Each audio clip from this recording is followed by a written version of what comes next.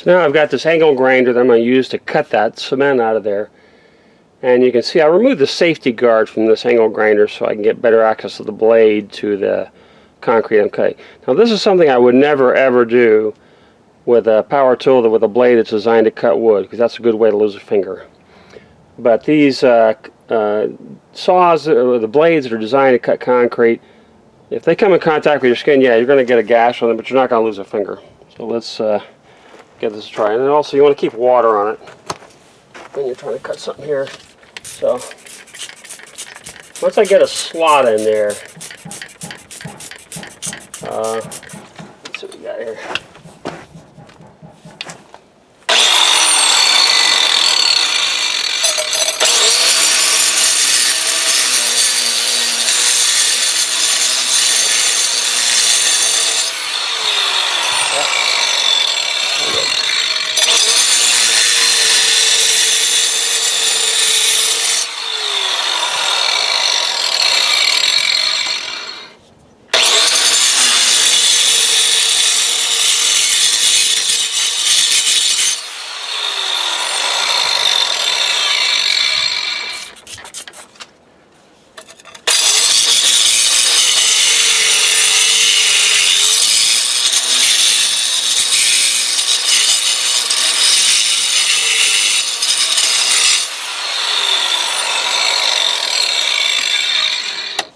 Get a chisel and bust that out maybe.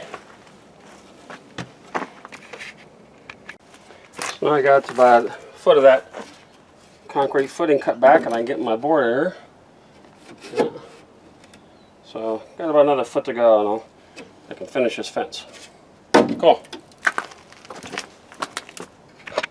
So now I have that concrete cut back there, and I can get all my put my fence boards up. So in April I started working on this, replacing this fence. I started about 10 feet to the right of the corner of this shed and worked my way. I took the summer off because of the coronavirus pandemic. I didn't do much on the house and made it all the way over here. And then, so now, yesterday I finished this fence. There's that block wall they put up after I finished it. So that's all done.